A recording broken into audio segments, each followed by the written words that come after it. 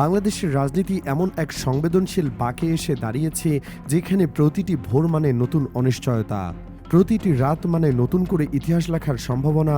ক্ষমতার সমীকরণ এখন এতটাই টলমল যে আগামীকাল সকালে কোন প্যালেস কুপ, কোন নাটক, কোন ঘোষণা আসবে তার সঠিক ভবিষ্যৎবাণী করা কারো পক্ষেই সহজ নয়। এই অস্থির সময়ের কেন্দ্রে দাঁড়িয়ে আছে জামায়াতে ইসলামী এবং চরমোনাই পীর নেতৃত্বাধীন ইসলামী আন্দোলন বাংলাদেশ টানাপোড়েন।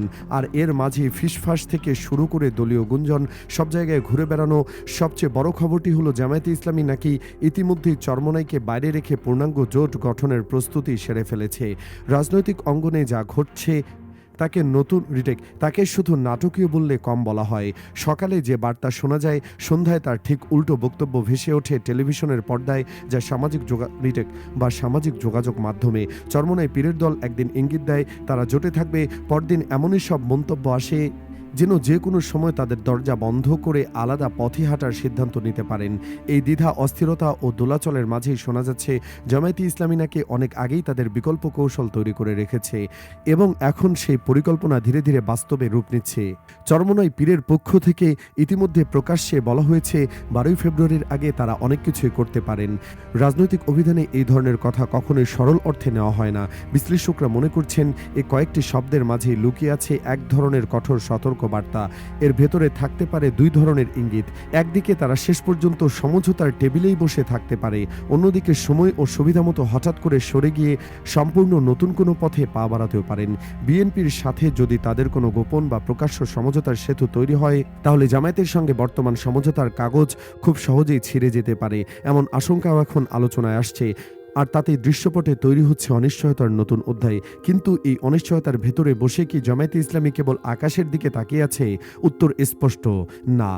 দলটির নীতি নির্ধারণী ফোরাম থেকে শুরু করে লিয়াজো কমিটি, এমনকি নির্বাচনী পরিচালনা কমিটি সবাই মিলে একটা প্রশ্ন বহু আগেই টেবিলে তুলেছে: যদি চরমোনাই শেষ পর্যন্ত জোটে না থাকে তখন কি হবে? কঠিন সময়ের মধ্য দিয়ে একা একা লড়াই করে অভ্যস্ত একটি দল হিসেবে তারা প্রতিটি সম্ভাব্য বাস্তবতাকে আগে থেকে কাগজে কলমে এঁকে রেখেছে বলেই জানা যাচ্ছে। যে সংগঠন দীর্ঘ 16 বছর ধরে বিভিন্ন বাধা, নিষেধাজ্ঞা এবং দমনপীড়নের মধ্যে টিকে থাকতে পারে, তাদের কাছ থেকে ভিন্ন কিছুর প্রত্যাশাও করা যায় না। সম্প্রতি এক বক্তব্যে জামায়াতে ইসলামের সহকারী সেক্রেটারি জেনারেল এহসানুল মাহবুব জুবায়ের ঘোষণা দিয়েছেন, 2-1 দিনের মধ্যেই 11 দলীয় জোটের চূড়ান্ত প্রার্থী তালিকা প্রকাশ করা হবে। তার কণ্ঠে শোনা গেছে আশাবাদ। তিনি এখনও বিশ্বাস করেন চরমোনাই শেষ পর্যন্ত জোটেই থাকবে। কিন্তু তার কথার ভেতরে আরেকটি নীরব বার্তাও পরিষ্কার হয়ে ওঠে: জামায়াত চরমোনাইয়ের জন্য অনন্তকাল অপেক্ষা করতে প্রস্তুত নয়। সমঝোতা হলে ভালো, না হলে তারাও নিজেদের পথে এগিয়ে যাবে। এই বার্তাই যেন অঘোষিতভাবে পৌঁছে গেছে রাজনীতির অলিতে গলিতে। এখানে এসে একটি বড় সত্য বুঝতে হবে: জামায়াতে ইসলামী তাদের রাজনৈতিক ইতিহাসে কখনোই অন্য কারো কাঁধে ভর করে হেঁটে অভ্যস্ত নয়। গত 16 বছর তারা মূলত একাই লড়েছে। বিএনপি আনুষ্ঠানিকভাবে তাদের পাশে দাঁড়ায়নি, বরং দূরত্ব ও নীরবতা বজায় রেখেছে। যখন একের পর এক জামায়াত নেতার মৃত্যুদণ্ড কার্যকর হয়েছে, তখন যাদের সঙ্গে একসময় একই মন্ত্রিসভায় তারা বসেছিলেন, সে বিএনপি নেতৃত্ব অনেক ক্ষেত্রে একটি শব্দ উচ্চারণ করতেও কুণ্ঠিত হয়েছে। এমনকি অনেকের অভিযোগ, ফাঁসির মঞ্চে ঝুলে যাওয়া সাবেক মন্ত্রী ও জোট সঙ্গীদের জন্য ইন্নালিল্লাহ বলতেও কার্পণ্য করেছে বিএনপি। এই নির্মম বাস্তবতার মধ্য দিয়ে জামায়াত শিখেছে একা হেঁটে এগোনোর রাজনীতি। যে দল একা চলার পথ রপ্ত করে ফেলেছে, সে দল অন্যের মুখের দিকে তাকিয়ে বসে থাকবে, এ ধারণা স্বাভাবিকভাবে বাস্তবতার সঙ্গে মেলে না। অবশ্যই এটাও সত্য, জামায়াত কোনো ত্রুটিহীন সংগঠন নয়। তাদের সাংগঠনিক সীমাবদ্ধতা আছে, নেতৃত্বের মান নিয়েও প্রশ্ন তোলার অবকাশ আছে। উদাহরণ হিসেবে অনেকেই সামনে আনছেন একটি কৌশলগত ভুলের কথা: কেন জামায়াত শুরু থেকে 300টি আসনের প্রার্থী দাখিল করে রাখল না? পরে প্রয়োজন অনুযায়ী যেগুলো দরকার নেই সেগুলো প্রত্যাহার করলেই তো হতো। নির্বাচনী রাজনীতির হিসাব নিকাশের দৃষ্টিকোণ থেকে এটা যে বড় ধরনের ভুল, সে বিষয়ে দলটির ভেতরে বাইরে প্রায় সবাই একমত। কিন্তু প্রশ্ন হলো, ভুল কি শুধু জামায়াতের? আওয়ামী লীগ কি ভুল করে না? বিএনপি কি হোঁচট খায় না? বাস্তবতা হলো, সাংগঠনিক সক্ষমতার দিক থেকে অনেক পর্যবেক্ষকই আওয়ামী লীগ ও বিএনপিকে জামায়াতের চেয়েও বেশি দুর্বল বলে মনে করেন। অযোগ্য নেতারা জামায়াতে আছে, একথা যেমন সত্য, তেমনি একথাও সত্য যে বিএনপি ও আওয়ামী লীগের অযোগ্য ও অপরিণত নেতার সংখ্যা আরও বেশি। সেই হিসেবে যদি বিচার করা হয়, তাহলে কোনো দলই নিখুঁত নয়। সবার মধ্যে ভুল ত্রুটি থাকবে, এটাই স্বাভাবিক। কিন্তু এত সব সীমাবদ্ধতার যাওয়ার পরও জামায়াতকে যদি কেউ কাঁচা খেলোয়াড় ভেবে বসে থাকেন, তাহলে সেটা নিঃসন্দেহে বড় ধরনের রাজনৈতিক ভুল হিসেবে চিহ্নিত হবে। বহু বছর ধরে আটক, মামলা, গুম, নির্যাতন সবকিছু ঘূর্ণিপাকে থেকেও এই দলটি নিজেদের সংগঠন ধরে রেখেছে, মাঠে থেকেছে এবং এখন তারা মনে করছে ক্ষমতার দরজার খুব কাছে গিয়ে দাঁড়িয়েছে। আওয়ামী লীগকে ক্ষমতাচ্যুত করার প্রক্রিয়ায় জামায়াতের ভূমিকার কথাও এখন রাজনৈতিক মহলে বারবার উচ্চারিত হচ্ছে।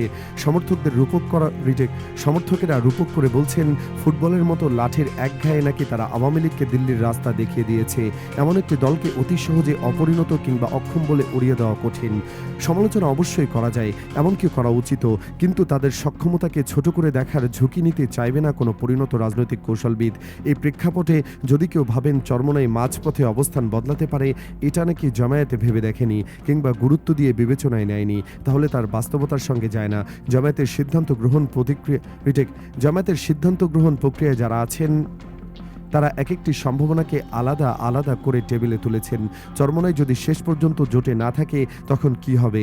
এই প্রশ্নের উত্তর তাদের কাছে বহু আগেই লেখা ছিল, এখন সেটাই ধীরে ধীরে দৃশ্যমান হচ্ছে মাত্র। তাহলে আসল প্রশ্ন দাঁড়ায় অন্য জায়গায়। চরমোনাই যদি সত্যি জোট থেকে সরে যান, তাহলে জোটের গঠন কাঠামোর কি হবে? এখানে আসে কিছু গুরুত্বপূর্ণ তথ্য। যে আসনগুলো ইসলামী আন্দোলন বাংলাদেশের জন্য বরাদ্দ রাখা হয়েছিল, সেসব আসনের প্রতিটিতে ইতিমধ্যেই 11 দলীয় জোটের কোনো না কোনো প্রার্থী আছে। হ্যাঁ, সব জায়গায় সরাসরি জামায়াতের প্রার্থী নেই, অনেক জায়গায় আছে জোটের অন্য শরিক দলের মনোনীত লোকজন। অনেকে মনে করেন ওই আসনগুলোতে যদি জামায়াতের নিজে প্রার্থী দিত, তাহলে হয়তো আরও শক্ত অবস্থানে থাকা যেত, কারণ জোটভুক্ত কিছু দলের প্রার্থীরা তুলনামূলকভাবে দুর্বল। তবুও সম্পূর্ণ শূন্যতা তৈরি হচ্ছে না, বিকল্প প্রার্থীর নামানোর সুযোগ ও প্রস্তুতি দুই থেকে যাচ্ছে। এখন আরেকটি প্রশ্ন ঘুরে ফিরে সামনে চলে আসছে। মামুনুল হকের নেতৃত্বাধীন খেলাফত মজলিসের একটি ছোট অংশ এবং আহমেদ আব্দুল কাদের বাচ্চুর নেতৃত্বাধীন এনসিপি, ওরা কি হঠাৎ করে জামায়াতের জোট ছেড়ে দিয়ে চরমোনাইয়ের দিকে ঝুঁকতে পারে? রাজনৈতিক অঙ্ক কষে যারা দেখছেন তাদের উত্তর হচ্ছে না, এর বাস্তব সম্ভাবনা খুবই কম। কারণ পরিষ্কার, চরমোনাইয়ের শিবিরে গিয়ে তারা কি পাবে? সব মিলিয়ে তাদের কপালে জুটতে পারে এক টুকরো সাধারণ সদস্য পদ, বড়জোর কয়েকটি আসনের প্রতীকী অংশীদারিত্ব। কিন্তু নেতৃত্বের আসনে, বিশেষ করে চেয়ারম্যানের মতো মর্যাদাশীল কোনো পদ, তা পাওয়ার সম্ভাবনা প্রায় নেই বললেই চলে। বাস্তববাদী রাজনীতির ভাষা এক কঠোর অঙ্ক। সেই অঙ্ক মেলাতে গিয়ে তারা বুঝে যাবে, চরমোনাইয়ের গাড়িতে উঠে তারা লোভের চেয়ে ক্ষতি বেশি দেখতে পায়।